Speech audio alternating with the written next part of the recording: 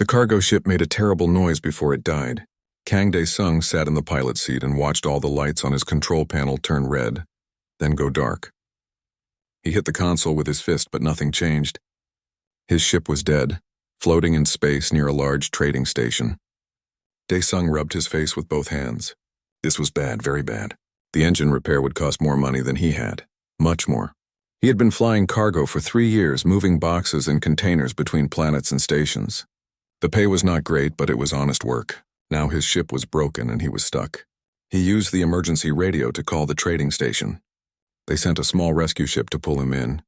The station was called Helios 9 and it was huge. Thousands of aliens lived and worked there. Ships came and went every hour, bringing goods from across the galaxy. Dae-sung had been here once before, 2 years ago. He remembered it was expensive. The station workers pulled his ship into a repair bay.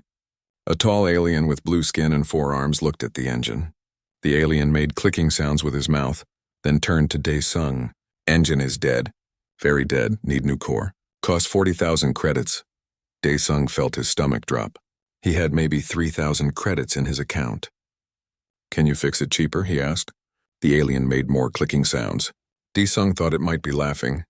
No cheaper. New core or no ship. Dae-sung left the repair bay and walked through the station. He needed to find work, any work. He passed by shops selling strange foods, bars full of aliens drinking and talking, and information boards covered with job postings. Most jobs required skills he did not have. Some required biology he did not have. One posting asked for someone with 8 tentacles. Dae-sung only had 2 arms. He was about to give up when he saw a posting that made him stop. Security escort needed. Short-term contract. Must be able to handle weapons. Payment 15,000 credits. It was not enough to fix his ship, but it was a start. Dae-sung pulled the information card from the board and went to the address listed. The office was small and clean. A robot sat behind a desk. It scanned Dae-sung with red lights, then spoke in a flat voice. You are human. Earth origin. Age 29. No criminal record. You are acceptable. The client will see you now. A door opened and Dae-sung walked into a larger room. The walls were white and very bright. In the center of the room stood an alien woman. She was tall, maybe 7 feet, and her body was covered completely by a suit made of metal and crystal. The suit glowed softly with blue light. Her face was hidden behind a smooth mask with no features except 2 small eye openings that showed only darkness inside. You are the human? The voice came from the suit, but it sounded strange, like it was being made by a machine. Yes, my name is Kang Dae-sung. I am here about the security job. The alien woman walked around him slowly. Humans are weak. Your bones break easily. Your skin tears. You need special air to breathe. Why should I hire you? Dae-sung had heard this before. Many aliens thought humans were fragile. Compared to some species, maybe they were right. But humans had survived Earth, and Earth was not an easy planet. I know how to fight, he said. I served in Earth's defense force for 6 years. I know weapons. I know tactics. And I work cheap. The alien woman stopped walking. She stood in front of him very close. The job is simple. You will travel with me to Axis Prime for a diplomatic summit. You will make sure I arrive safely. The journey takes 4 days. You will be paid when we arrive.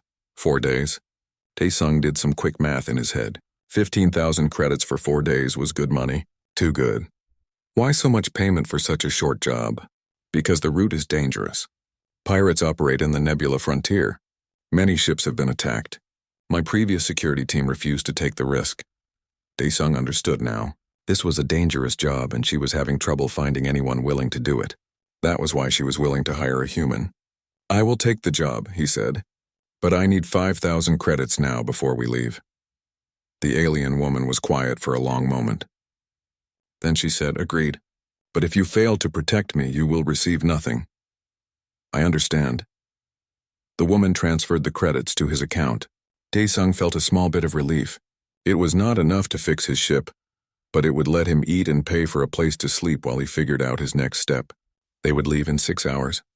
The alien woman told him to get supplies and meet her at docking bay 12. Dae-sung used some of his credits to buy a better weapon and a new suit with light armor. He also bought food. Human food was hard to find on alien stations, but he found some protein bars and dried fruit. When he arrived at the docking bay, he saw their ship. It was a medium-sized transport vessel with space for cargo and passengers. The crew was already loading supplies. Dae-sung counted 5 other people. 3 were large aliens covered in thick scales. 1 was a small insect-like creature with 6 legs. The last was another human woman, but she was wearing a suit similar to the alien woman's suit. The alien woman was standing near the ship's entrance. As Dae-sung approached, he noticed something wrong. Her suit was damaged. There was a crack near her shoulder, and a thin vapor was leaking out. It looked like steam or smoke, but it moved strangely, like it was alive. Dae-sung was concerned. If her suit was broken, she might be in danger. He did not know much about her species, but clearly the suit was important. Maybe it kept her alive like a spacesuit for humans. He walked up to her and pointed at the damage. "Your suit is broken," he said. "Is that a problem?" The alien woman turned to look at where he was pointing. She saw the crack and the vapor. Then Dae-sung made his mistake. He was only trying to help, only trying to understand if she needed medical attention. So he asked a simple question. "What do you have under your suit? Is your body okay?" The reaction was immediate and violent. The alien woman's suit blazed with bright light. She took a step toward him, and her voice became loud and angry. "How dare you? How dare you ask such a question? You ignorant primitive creature, you know nothing of respect or culture." Dae-sung stepped back, confused and shocked. "I am sorry, I just wanted to—" "Silence!" She pointed a finger at him, and the tip of her suit glowed red. "You will never ask about what is beneath a Shivari's suit. Never. It is forbidden. It is sacred. Your kind comes to the galaxy with your soft bodies and your rude questions, and you understand nothing." The other crew members had stopped working. They were all watching. Some looked uncomfortable. The small insect creature made a chirping sound that might have been laughter. Dae-sung raised his hand slowly. "I apologize." "I did not know. I will not ask again." The alien woman, the Shivari, stood very still for a long moment. Then the red glow faded. "See that you do not," she said coldly. "Now get on the ship. We leave in 30 minutes. Dae-sung climbed aboard the ship, his face burning with embarrassment. He did not understand what he had done wrong, but clearly it was serious. He made a mental note to learn more about Shivari culture when he had the chance. The other human woman approached him as he was storing his supplies. "Do not feel too bad," she said quietly. "Many people make that mistake with the Shivari. They are very private about their true forms. Asking about it is like asking a human to undress in public. Maybe worse." "Thanks for telling me," Dae-sung said. "I wish someone had mentioned it before." "Now you know," the woman said. She held out her hand. "My name is Hana. I am the ship's technician." Dae-sung shook her hand. "Dae-sung, I'm security apparently." Hana smiled. "Good luck with that. Lady Vrenthi is not easy to protect. She does not like to be told what to do." "Vrenthi? That is her name?" "Yes. Lady Vrenthi of the Crystalline Court. She is a very important diplomat. That is why this job pays so well." Dae-sung nodded. Important people meant bigger targets.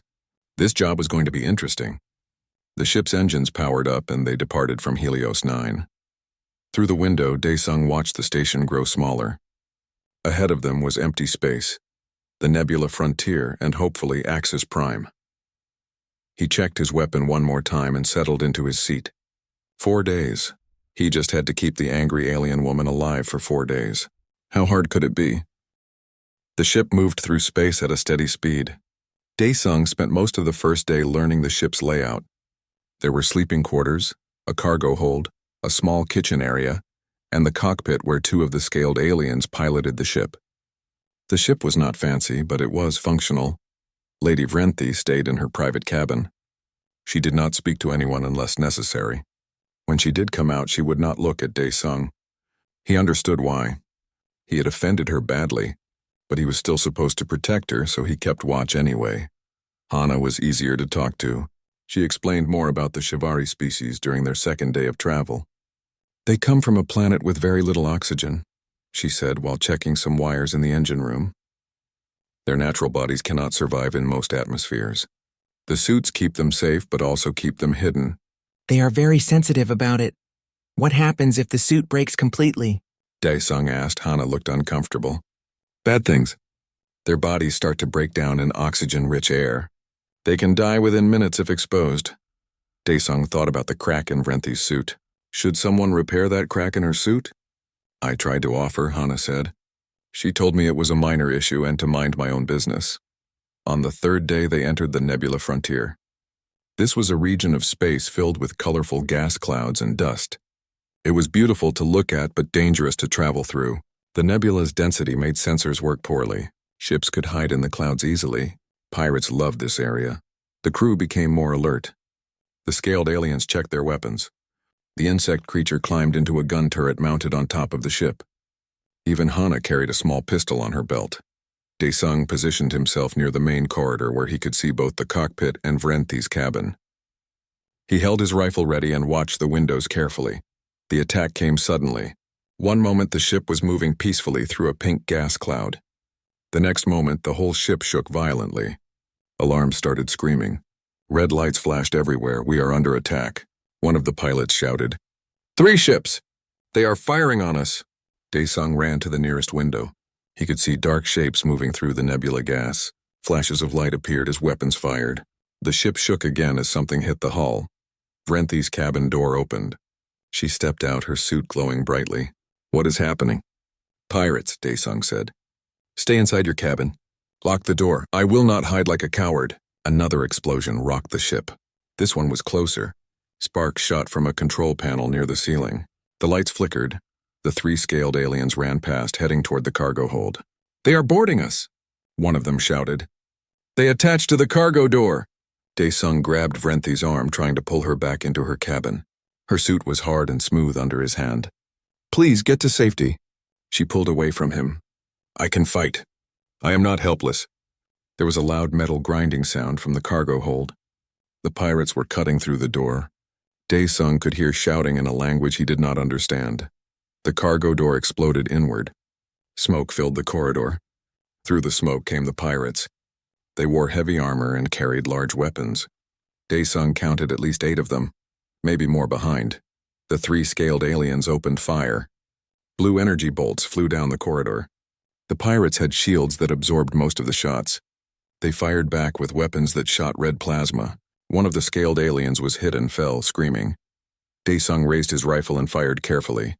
He aimed for gaps in the pirate armor, spots where the shields did not cover completely. He hit one pirate in the leg. The pirate stumbled but kept coming. The fight was chaotic and loud. The insect creature was firing the turret gun, but it could not hit the pirates inside the ship. Hana appeared with her pistol and fired at the pirates, but her small weapon did little damage. More pirates poured through the broken cargo door. There were too many of them. The scaled aliens were good fighters, but they were being pushed back. One by one, they fell. Daesung pulled Vrenthi behind a metal crate for cover. We need to retreat to the cockpit. He shouted over the noise, but it was too late. The pirates were everywhere now. One of them threw a device that exploded with a bright flash and a loud bang. Daesung's ears rang and his vision went white for a moment. When he could see again, pirates surrounded them. They had weapons pointed at everyone. The fight was over. A large pirate stepped forward. He was bigger than the others, with armor decorated with marks and symbols. He must be the leader. He looked at the crew with small, cruel eyes. Drop weapons, he said in rough, heavily accented common language. Or we kill you all. The scaled aliens who were still alive dropped their weapons. Hana dropped her pistol. Daesung hesitated, but there were at least 4 weapons pointed at his head. He let his rifle fall to the floor. The pirate leader walked toward Vrenthi. He moved in a slow, confident way. Ah, a Shivari. You are valuable. Very valuable. The Krath Syndicate will get good money for you. Vrenthi stood tall, her suit glowing defiantly. You will regret this action. The Galactic Concordance will hunt you down. The pirate leader laughed. It was an ugly sound. The Concordance is slow. We will be far away before they arrive. One of the pirates checked the other crew members, taking their communication devices and searching them for hidden weapons. When he got to Daesung, he barely looked at him. Just a human, he said dismissively to the leader. Worthless, the leader nodded. Put him with the others. We only take the Shivari and maybe the scaled ones if they survive. The rest are worth nothing. The pirates began dragging the scaled aliens toward the cargo hold. 2 pirates grabbed Vrenthi's arms. She tried to resist and her suit blazed with bright light. Energy crackled around her hands. The pirate leader pulled out a strange device and pointed it at her. Do not try it, he warned. This device will shut down your suit completely. You will die in seconds. Vrenthi stopped resisting. The glow faded. Dae-sung could see her shoulders slump in defeat. As the pirates dragged her away, something terrible happened. One of the pirates carrying her bumped hard against a metal beam. There was a cracking sound. The damage to Vrenthi's suit got worse. The crack near her shoulder split wider and vapor poured out faster now. She made a sound, a gasp of pain or fear. Her legs buckled. The pirates did not seem to notice or care. They just kept dragging her. Then her suit's glow began to fade. She collapsed completely. The pirates dropped her on the floor. Through the crack in her suit, Dae-sung could see something inside. It was not flesh or blood. It looked like crystal, like living glass that glowed with inner light. It was beautiful and terrifying at the same time. The light was fading quickly. She was dying. The pirate leader looked down at her. Useless. The suit is too damaged. She will die before we can sell her. He kicked her suit angrily. Leave her. Take the others. The pirates grabbed Hana, the insect creature, and the two scaled aliens who were still alive. They dragged them toward the pirate ships attached to the cargo hold. Dae-sung was left behind, sitting on the floor with his hands on his head. The pirates had dismissed him as worthless. Just a weak human not worth the effort to capture. He watched them leave, taking his crewmates with them. He listened to the sound of the pirate ships detaching from the hull. He waited until he could no longer hear anything.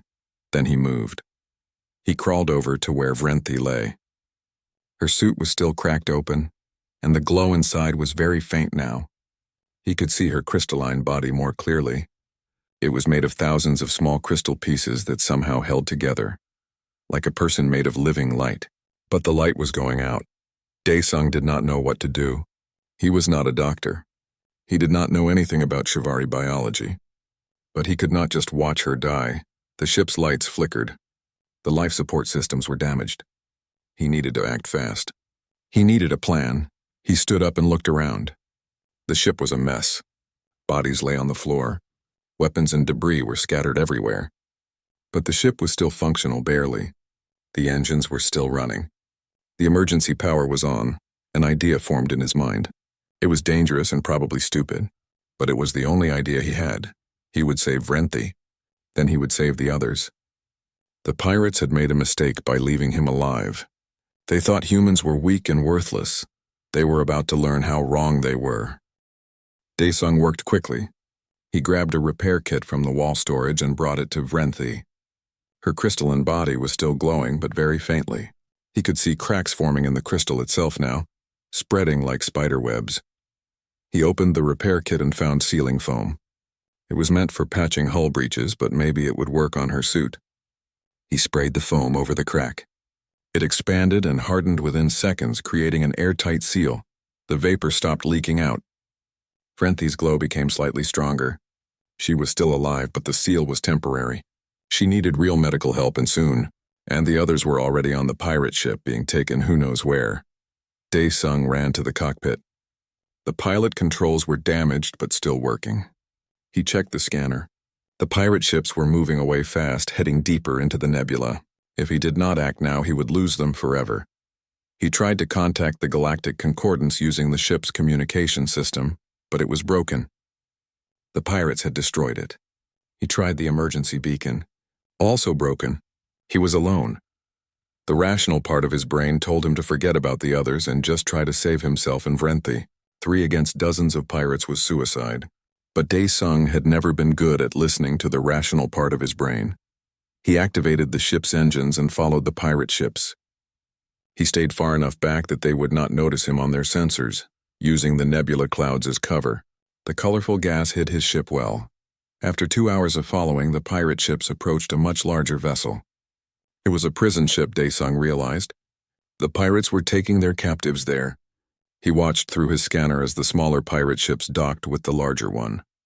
Dae-sung circled around the prison ship, studying it. It was old and ugly, with thick armor and heavy weapons. There was no way he could fight it directly. He would need to be smarter than that. He noticed something interesting.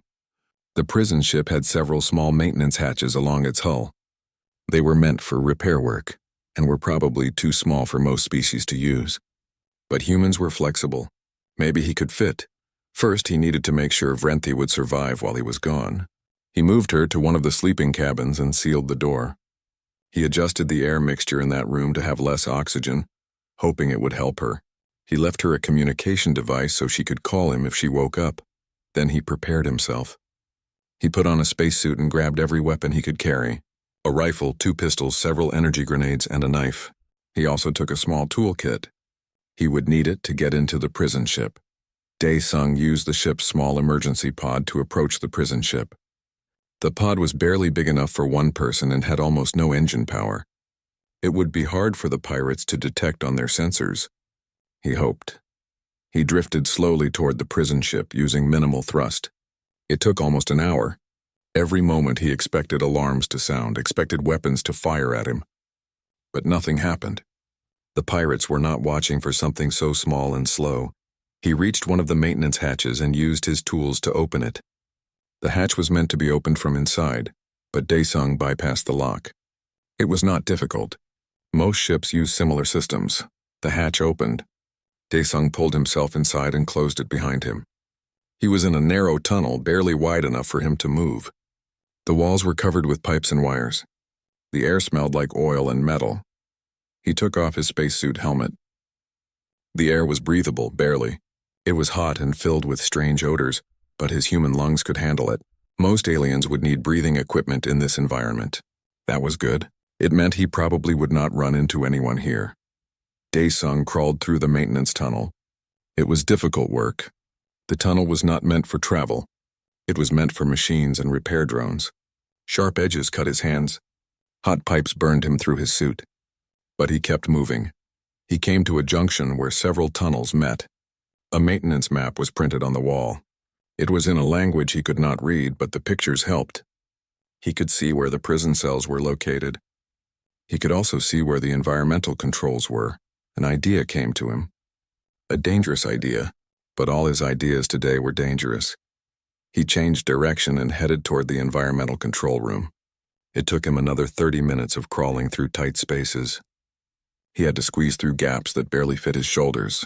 Twice he got stuck and had to push hard to get through. Finally, he reached a grate that opened into the environmental control room. Through the grate, he could see machines and computer panels. And he could see 2 guards. They were Krath pirates, the same species as the ones who attacked his ship. They were big with thick skin and heavy armor. Dae-sung waited. He needed them to leave or to be distracted. He waited for 20 minutes. His legs cramped. His back hurt. But he stayed still and quiet. Finally, one of the guards received a message on his communication device. Both guards talked for a moment. Then they left the room together. The door closed behind them. Dae-sung did not waste time. He pushed the grate open and dropped into the room. He went straight to the main control panel and studied it. The interface was in the Krath language, but the controls had symbols he recognized. Temperature, air mixture, pressure, power distribution. He had never been great with computers, but he had learned the basics during his military service, and more importantly, he understood what would cause chaos. He changed the settings. He lowered the temperature in the guard areas. He increased the oxygen levels in the prison cells. He redirected power from the weapon systems to the life support systems. None of these changes would be immediately dangerous, but they would cause confusion and problems. Then he found the control for Vrenthi's cell. According to the system, she had been put in a special containment unit. The power level for that unit was very low. She must be dying. Dae-sung rerouted power from the ship's shield generators to her containment unit. It was a lot of power. Maybe too much, but she needed it if she was going to survive. He also found the communication system. He could not call for help. The Krath had blocked external signals. But he could send a message using the emergency frequency. He programmed the ship's location and a distress signal to broadcast on repeat. If any concordant ships were patrolling nearby, they might hear it. Alarms started blaring. Red lights flashed.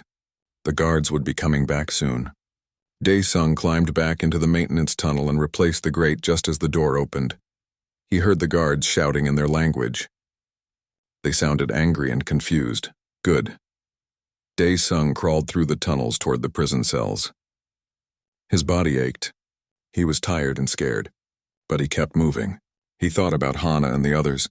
He thought about Vrenthi lying alone on his damaged ship. He thought about what his military instructor used to say. Humans do not quit, even when we should. He found another grate that opened near the prison cells. He could hear voices. Some were speaking in the Krath language. Others were speaking in languages he did not know. He heard crying. He heard shouting. Then he heard a voice he recognized. It was Hana. She was speaking to someone in Korean. "We need to stay calm. Someone will come for us." "No one is coming," another voice answered.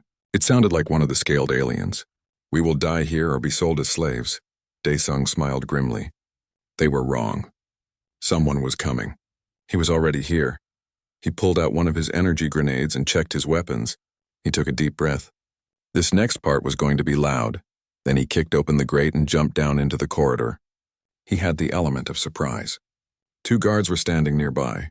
They turned toward the sudden noise, but they were too slow. Daesung fired his rifle twice. The first shot hit one guard in the chest. The second shot hit the other guard in the head. Both fell down. More alarms sounded. Now the whole ship knew there was an intruder. Daesung ran to the nearest cell door and looked inside. The insect creature was there, huddled in the corner. "I am getting you out," Daesung shouted. He used his toolkit to override the cell lock. The door opened. The insect creature chittered something and ran out. Daesung moved to the next cell. One of the scaled aliens was inside. He opened that door too. He found Hana in the 3rd cell. Her eyes went wide when she saw him. "Daesung? How did you—" "No time. Where are the others?" "2 more cells down." But there are guards everywhere. Heavy footsteps echoed in the corridor. Lots of them. The pirates were coming. Daesung pulled the pin on his energy grenade and threw it down the corridor. "Everyone get down." The grenade exploded with a bright flash. The blast wave knocked several pirates off their feet. Smoke filled the air. Daesung ran through the smoke, opening the last 2 cells. The remaining scaled alien and another prisoner he did not recognize stumbled out. "Follow me," Daesung shouted. Back to the maintenance tunnels. But it was too late. More pirates appeared from both directions. They had weapons raised. Daesung and the freed prisoners were surrounded. The pirates opened fire. Energy bolts flew through the smoke. Daesung dove behind a metal support beam and returned fire. The freed prisoners scattered, looking for cover. The corridor became a war zone. The pirates had better weapons and armor. They had more numbers. They had the advantage in every way except one. They did not expect a human to fight like this. Daesung had learned urban combat tactics in the military. He knew how to use the environment. He shot at the pipes above the pirates' heads. Hot steam sprayed out, scalding them and blocking their view. He fired at the light panels, plunging sections of the corridor into darkness. In the darkness and confusion, Daesung moved fast. He threw his second grenade at one group of pirates. Before it exploded, he was already running to a new position. The explosion echoed through the corridor. "Hana," he shouted, "get everyone into that maintenance tunnel.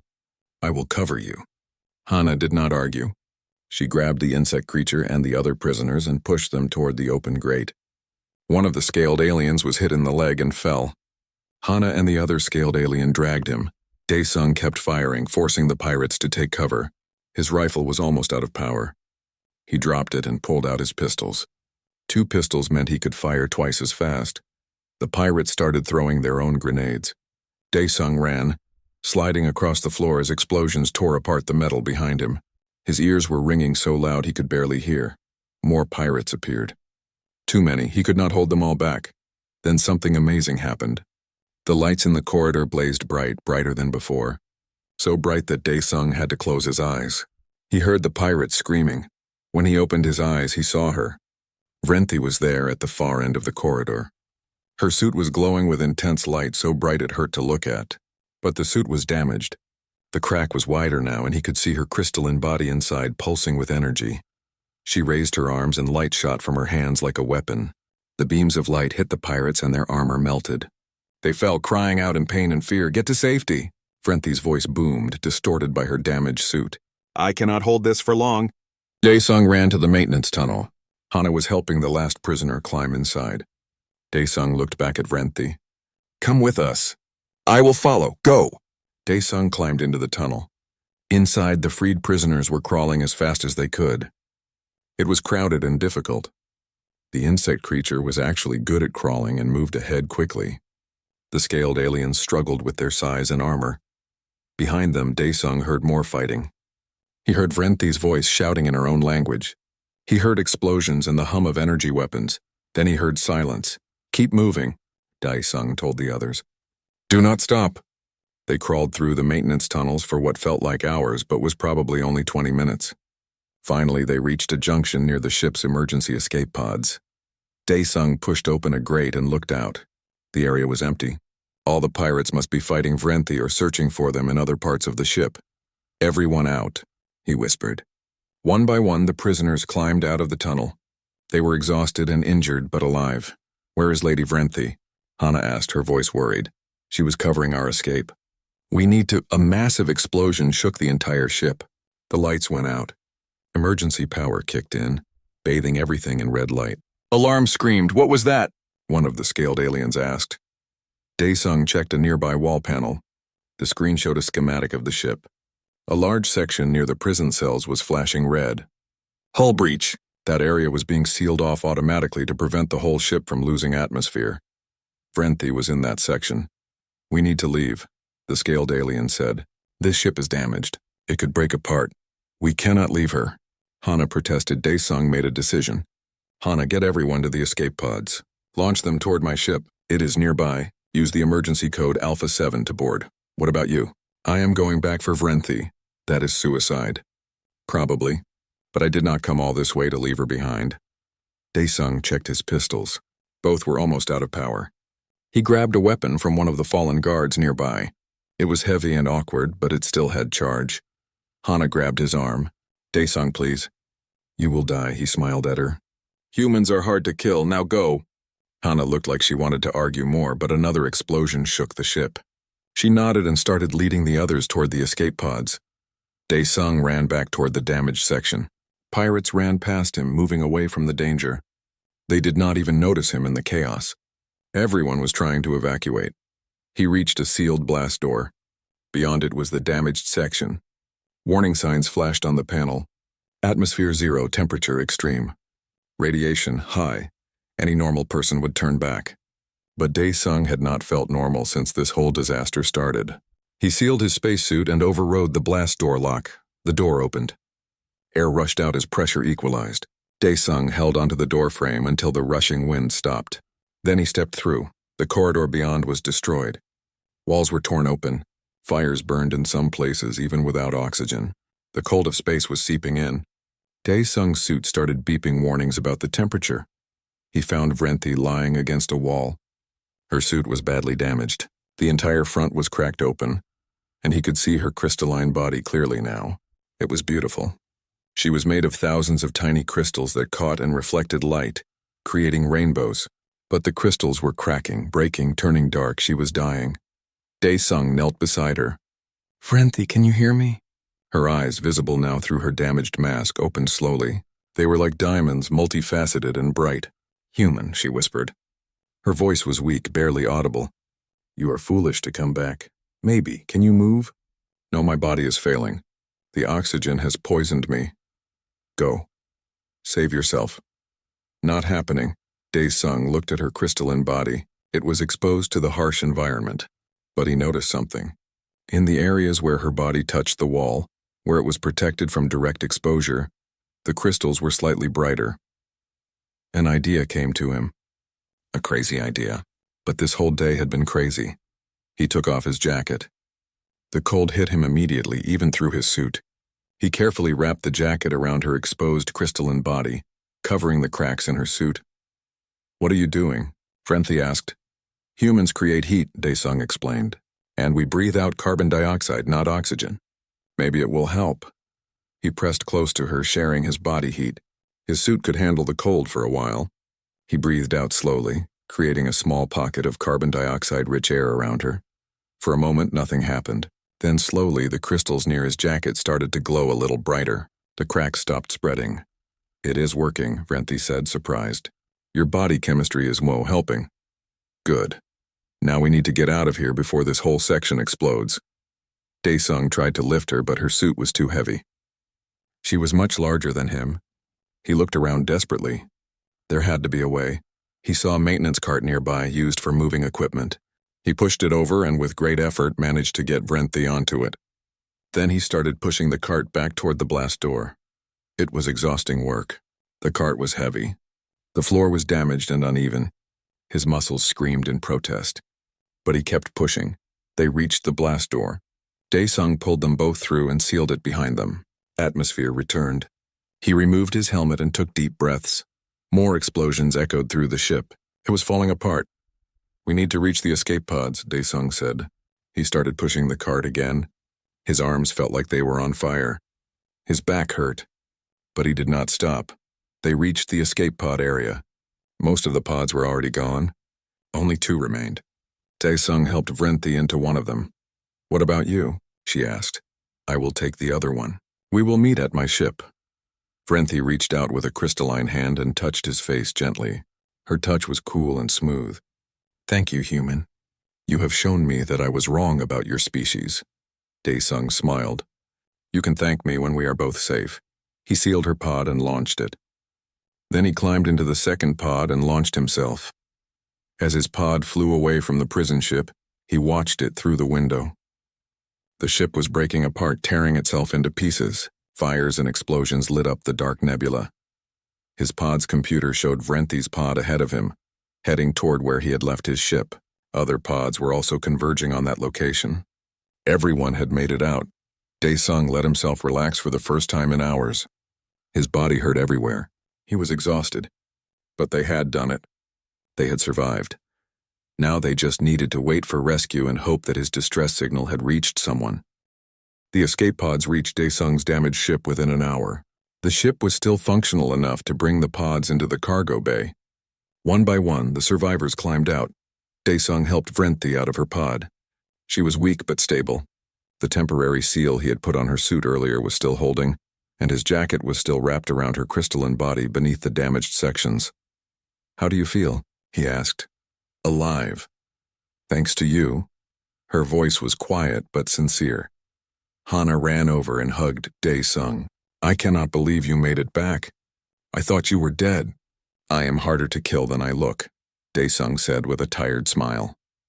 The other survivors gathered in the cargo area. The 2 scaled aliens, the insect creature, and the unknown prisoner who turned out to be a small blue alien that spoke no common language. "Everyone was injured and exhausted. What do we do now?" one of the scaled aliens asked. "The ship is damaged. We have no working communication. We are stuck in the middle of the nebula frontier. I sent a distress signal from the pirate ship," Dae-sung explained. "If any Concordance patrol ships are nearby, they will come. And if they are not nearby?" Dae-sung did not have a good answer for that. They could wait here for days or weeks. Their supplies were limited. The ship's life support was damaged and might fail. But before he could voice these concerns, Vrenthi spoke up. "The signal will be heard. The Concordance patrols this area regularly because of pirate activity. We just need to survive until they arrive." "How long?" Hana asked. "Hours, maybe a day or 2 at most." Dae-sung nodded. "Then we focus on staying alive. Hana, check the life support systems. See if you can stabilize them. I will work on the medical supplies. Everyone else, rest and treat your wounds." They spread out across the ship. Dae-sung found the medical kit and started helping the wounded. The scaled aliens had burns and cuts. The insect creature had a cracked carapace. The small blue alien had a broken arm. Treating alien injuries was difficult. Their biology was different from humans. But Dae-sung did his best, using the medical scanner to guide him. The scanner would identify the injury and recommend treatment. It was not perfect, but it helped. When he finished with the others, he approached Vrenthi. She was sitting in a corner, her suit still damaged and exposed. "Let me see if I can repair your suit better," Dae-sung offered. Vrenthi hesitated. Then she nodded slowly. "You may try. But be careful. My body is fragile." Dae-sung gathered more repair materials. As he worked on sealing the larger cracks in her suit, he could see her crystalline body clearly. It was strange and beautiful. The crystals were arranged in a pattern that suggested a humanoid shape, but they were clearly not solid. Light moved through them, flowing like water. "I am sorry for asking about what was under your suit," Dae-sung said quietly as he worked. "Back on the station, I did not know it was forbidden." Vrenthi was silent for a moment. "I am the one who should apologize. You asked out of concern, not malice. I reacted with anger because I have been taught all my life to fear exposure. My people have suffered because of what we are. What do you mean? Vrenthi looked at him with her diamond eyes. Long ago, before we developed the suits, other species discovered that Shivari bodies can channel and focus energy. We were captured and enslaved.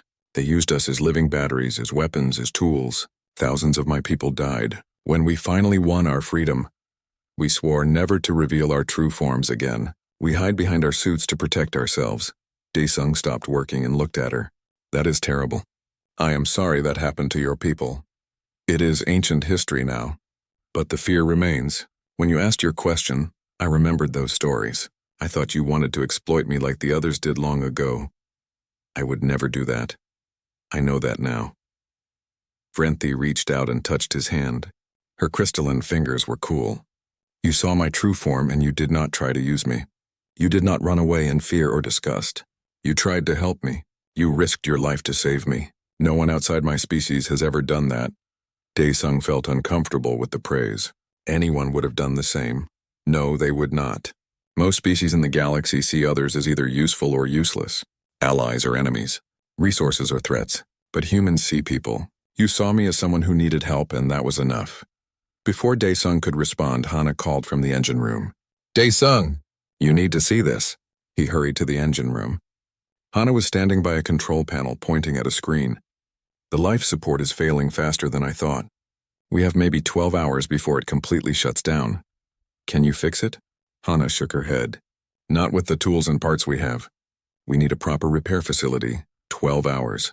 That was not long. If the distress signal had not been heard, or if the concordant ships were too far away, they would all die.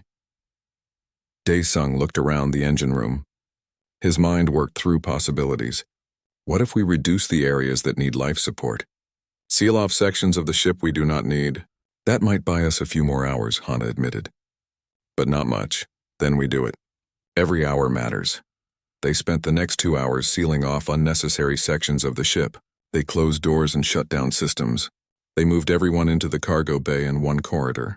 It made their living space very small and crowded, but it reduced the strain on life support. The survivors sat together in the cargo bay. They were a strange group, different species, different cultures, different languages, but they had survived together. That created a bond. The scaled aliens shared food from their personal supplies. The insect creature made chirping sounds that seemed to be songs. Vrenthi told stories about her homeworld, a place of crystal forests and light cities. Daesung found himself relaxing despite the danger. These people, these aliens who had been strangers just days ago, felt like friends now. Hana sat down next to him. Do you think someone heard the distress signal? I do not know, Daesung admitted, but I hope so. If they do not come, we will die here. Maybe. But we will die together. That is worth something, Hana smiled sadly. You are strange for a human. Most people I meet are afraid of dying. I'm afraid, Daesung said. But fear does not help. Action helps. And right now, the only action we can take is to wait and hope. Hours passed slowly. The life support systems continued to fail. The air became stale. The temperature dropped. Everyone huddled together for warmth. Vrenthi's suit glow became brighter. She was using her energy to create heat for the others. Daesung tried to tell her to save her strength, but she refused. You saved me, she said simply. Now I help save you. 10 hours after they sealed the ship, the small blue alien suddenly made excited noises. It pointed at a window. Everyone looked. Ships, multiple ships. Large ones with the markings of the galactic concordance they had been found. Relief flooded through the group. The insect creature started chirping loudly. The scaled aliens embraced each other. Hana started crying. Even Daesung felt tears in his eyes. The concordance ships docked with their damaged vessel. Soldiers in armor came aboard, weapons ready. When they saw only survivors, they lowered their weapons. A concordance officer, a tall alien with purple skin and 3 eyes, approached the group. You are safe now. Medical teams are standing by. Can someone explain what happened here? Everyone started talking at once, trying to tell their story. The officer raised a hand for silence, then pointed at Daesung. You are human. You sent the distress signal? Yes, sir. Then you will explain. Daesung told the story. How the pirates attacked. how they were captured, how he infiltrated the pirate ship and freed the prisoners, how Vrenthi helped them escape. The officer listened carefully, occasionally asking questions. When Dae-sung finished, the officer was quiet for a moment. Then he said, "You destroyed a Krath Syndicate prison ship and rescued multiple prisoners, including a high-ranking Shivari diplomat, with no backup and limited weapons." "Yes, sir." The officer looked at him with all three eyes. "Humans are either very brave or very stupid. I cannot decide which." "Maybe both, sir." The officer almost smiled. "Come, all of you will be taken to our medical ship.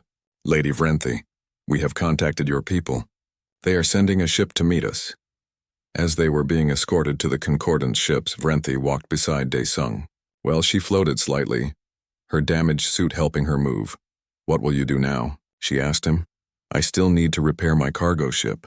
That has not changed. I will ensure your ship is repaired. It is the least I can do. You do not have to—" "I insist." Her voice was firm but kind. "You saved my life. Among my people, that creates a debt of honor." Dae-sung did not know what to say, so he just nodded. They boarded the Concordance medical ship. Clean beds, proper food, and doctors who knew what they were doing. It felt like a dream after the nightmare of the past days. But as Dae-sung lay in a medical bed being scanned by machines, he realized something. He had started this journey as a simple cargo pilot, just trying to survive. Now he was something else. Something more. He had made a difference. He had saved lives, and in doing so he had shown the galaxy what humans could be. 3 days later, Dae-sung stood in a private medical room aboard a Shivari diplomatic vessel. The room was beautiful, with walls that seemed to be made of crystal that glowed with soft light. Everything was clean and peaceful, very different from the chaos of the past week. Vrenthi was in the room, but she looked completely different now. She wore a new suit, this one pristine and undamaged. The suit was elegant, decorated with patterns that caught the light. Her damaged suit had been replaced by her people as soon as they arrived. "How are you feeling?" Dae-sung asked. "Much better. My body has healed. The doctors say I was very close to death. Another hour without proper treatment and I would have been lost." She paused. "You gave me that hour. You and your human biology." Dae-sung felt embarrassed. "I just did what anyone would do." "Please stop saying that." Vrenthi's voice was gentle but firm. "What you did was extraordinary. I have spoken with the other survivors. They all say the same thing. You risked everything to save people who were strangers to you. That is not common behavior in the galaxy. Maybe it should be." Vrenthi made a sound that might have been laughter. "Perhaps. But it is not. Most species calculate risk and benefit before acting. They consider profit and loss. They ask what they will gain. You simply asked what was right." She walked closer to him. Even with her suit hiding her true form, Dae-sung could sense the person inside. The diamond eyes looked at him through the mask's openings. "I owe you my life," Vrenthi said formally. "Among the Shivari, such a debt is sacred. I asked you before what you saw when you looked beneath my suit. You answered kindly.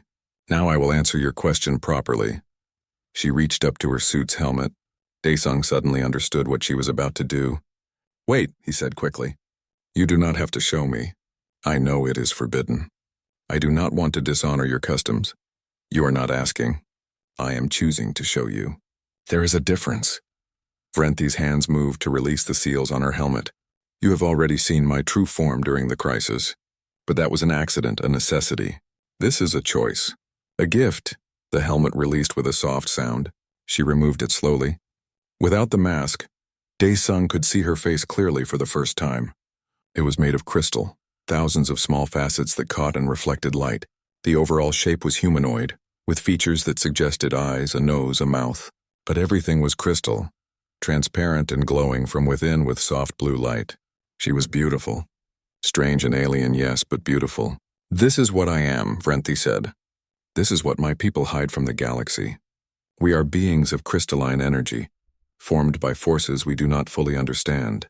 We think, we feel, we love and fear just as you do. But we appear different, and difference often brings danger." "I do not see danger," Dae-sung said honestly. "I see someone who fought beside me.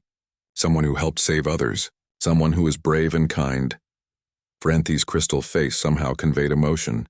Dae-sung saw something like gratitude in her diamond eyes. "This is why humans fascinate me now. You do not fear what is different. You accept it. Not all humans are like that, Dae-sung admitted. We have our prejudices and fears too, but we are learning. Then you are ahead of most species. Vrenthi carefully put her helmet back on, the seals closed, hiding her crystalline face once more. I have something to tell you.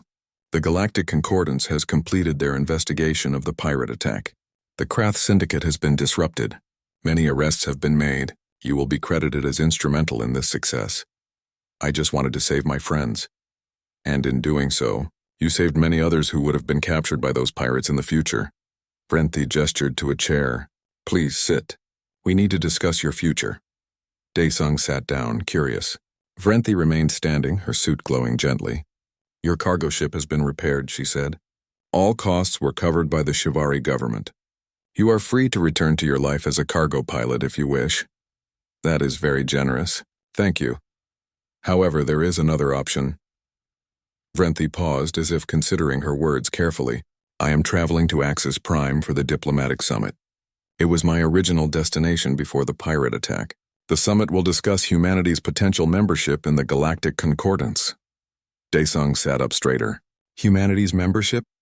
I did not know we were being considered. The discussion has been ongoing for several years. Many species oppose it.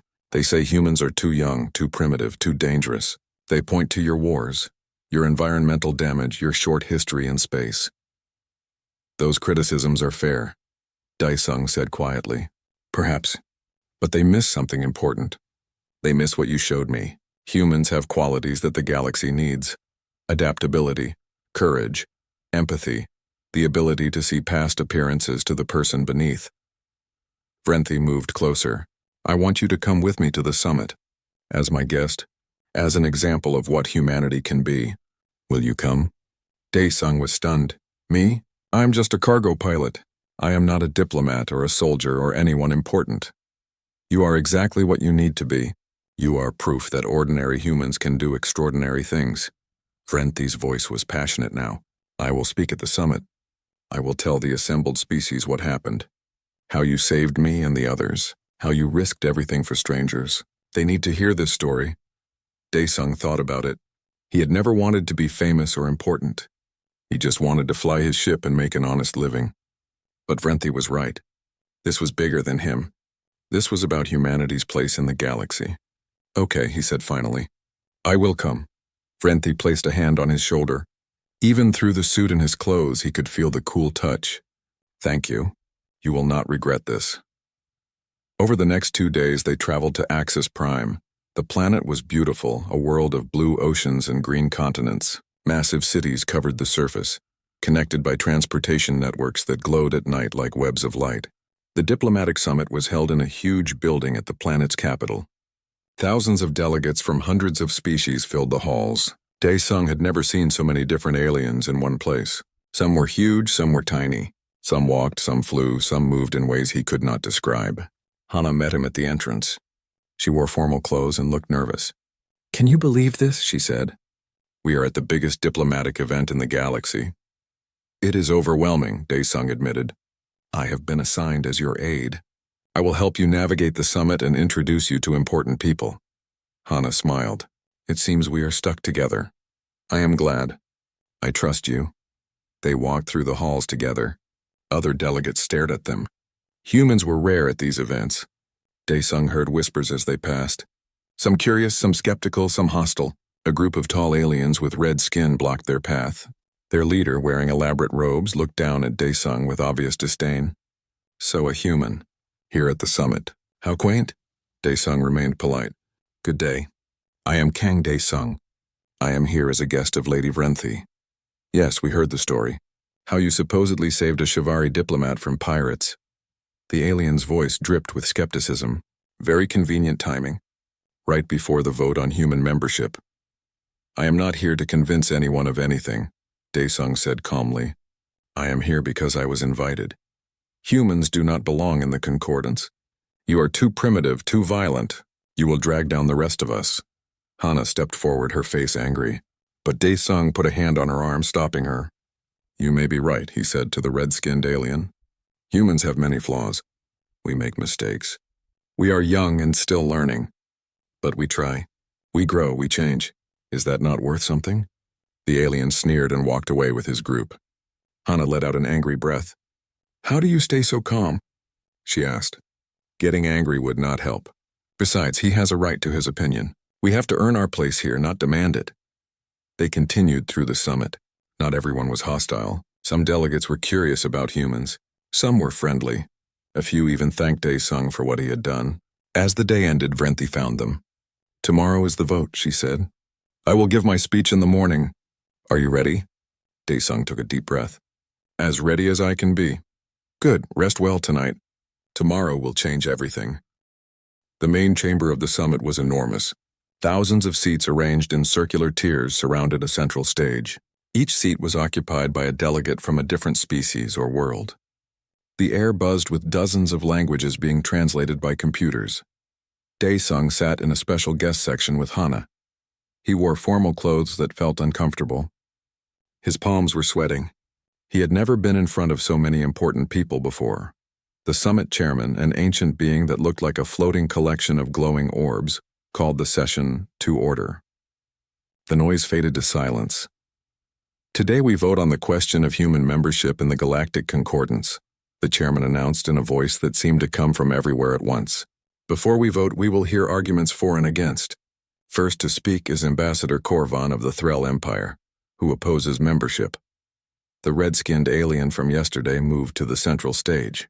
His robes flowed dramatically as he walked. Honored delegates, Korvan began, his voice amplified throughout the chamber. I speak against human membership for simple reasons. Humanity is a young species. They have existed in space for less than a century. They have no significant technological contributions. Their military is weak. Their economy is small. They have nothing to offer the Concordance except problems. He paused, looking around the chamber. More importantly, humans are dangerous. They are violent. Their planet has seen countless wars. They destroy their own environment. They fight among themselves constantly. Do we want such a species in our community? Many delegates nodded in agreement. Dae-sung felt his heart sink. The words hurt because they were partly true. Korvan continued. Some say humans show promise. Some say they have admirable qualities. But promise is not achievement. Good intentions are not results. If we admit every young species that shows promise, we will flood the Concordance with chaos. Standards exist for a reason. He returned to his seat. Several delegates applauded. Dae-sung noticed that most of them were from powerful old civilizations. The chairman spoke again. Next to speak is Lady Vrenthi of the Shivari Crystalline Court, who supports membership. Vrenthi rose from her seat and moved to the stage with grace. Her suit glowed brightly, drawing every eye. When she spoke, her voice was clear and strong. Honored delegates, I will not deny Ambassador Korvan's facts. Humans are young. Their technology is basic compared to ours. Their history includes violence and mistakes. All of this is true. Dae-sung felt confused. Was Vrenthi agreeing with the opposition? But, Vrenthi continued, I ask you to consider what these facts do not tell us. They do not tell us about human character. They do not tell us about human potential, and they do not tell us what we can learn from them. She turned slowly, addressing different sections of the chamber. 3 weeks ago, I was attacked by pirates. My ship was destroyed. My security team failed. I was captured and my suit was damaged. I was dying. By all reasonable predictions, I should be dead. But I am not dead. I am here, why? Because of a human, a cargo pilot named Kang Dae-sung, who is in this chamber today. All eyes turned to Dae-sung. He wanted to sink into his seat and disappear. This human had no reason to save me, Vrenthi said. I had been rude to him. I had insulted his species. He owed me nothing. More than that, saving me was dangerous, nearly impossible. He had to infiltrate a pirate prison ship alone. He had to fight trained soldiers. He had to navigate deadly environments. She paused, letting her words sink in. Any rational being would have run away, would have saved themselves. But Kang Dae-sung did not run, he fought. He freed me and several other prisoners. He destroyed a Krath Syndicate operation that had captured hundreds of beings over the years. One human, one cargo pilot with basic weapons and no backup. He achieved what trained soldiers would hesitate to attempt. Vrenthi's suit blazed brighter. You ask what humans bring to the Concordance. I will tell you. They bring adaptability. Humans can survive in almost any environment. They need no special suits or atmosphere generators. They can eat most foods, tolerate most temperatures, resist most diseases. While we have specialized through evolution, they have generalized. They are survivors. She moved to the center of the stage. They bring creativity. When Kang Dae-sung faced impossible odds, he did not give up. He used the environment. He used tactics that the pirates never expected. He thought in ways that surprised even me. They bring courage, not the courage of being unafraid, but the courage of acting despite fear.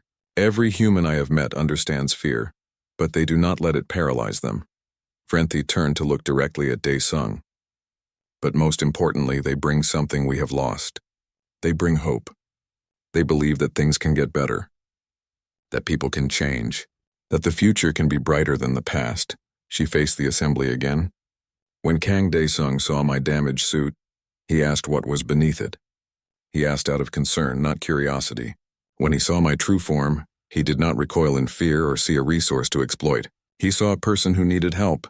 This is what humans offer, not advanced technology or massive fleets. They offer connection, understanding, the ability to see past appearances to the being beneath. In a galaxy where species rarely trust each other, where everyone calculates benefit before cooperation, humans simply ask, "What is right?" The chamber was completely silent now. Every delegate was listening intently. Ambassador Korvan says humans have nothing to offer, Vrenthi continued. I disagree. They offer us a mirror. They show us what we have become: cold, calculating, isolated. We measure everything by profit and power. We have forgotten that civilization is not built on resources alone. It is built on bonds between people. She walked to the edge of the stage. I vote to accept humanity into the concordance. Not because they are perfect, but because they are trying. Not because they have everything figured out, but because they are still learning. And not because they have advanced technology, but because they have something better. They have heart. Vrenthi bowed slightly to the assembly and returned to her seat. The silence continued for a long moment. Then slowly applause began. First from a few delegates, then more, then hundreds. Not everyone was clapping, but many were. The chairman called for order. The arguments have been heard. We will now vote. Each delegate, please register your decision. Screens throughout the chamber lit up, showing the vote in real time. Green for yes, red for no. The colors flickered and changed as thousands of votes were recorded. Dae-sung watched, barely breathing. The vote was close. Very close. Hana grabbed his hand and squeezed. Come on, she whispered. Come on, the voting ended. The final tally appeared on the screens, green 52%, red 48%. The chairman's voice filled the chamber. By majority vote, humanity is granted full membership in the Galactic Concordance. Cheers erupted from some sections. Angry shouts came from others. The chamber dissolved into chaos for several minutes before the chairman restored order. Dae-sung felt numb. It had actually happened. Humanity was now part of the galactic community, because of a speech about him. About what he had done. Hana was crying and laughing at the same time. We did it! We actually did it! Other delegates began approaching them. Some offered congratulations. Some wanted to meet the human that Vrenthi had spoken about. Some just stared with curiosity. A small ceremony followed.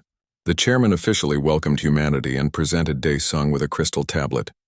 This recognizes your service to the Concordance and to galactic peace. You are the first human to receive such an honor. You will not be the last.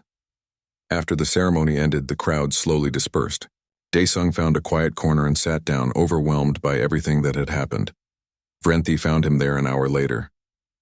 She sat beside him, her suit's glow dimmed to a soft light. How do you feel? She asked. Confused, scared, happy, all at once. Dae-sung looked at her. Thank you for what you said, but I'm worried I cannot live up to it.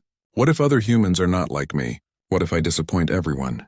Vrenthi made that sound that might have been laughter. You are already thinking like a diplomat, worrying about representing your entire species.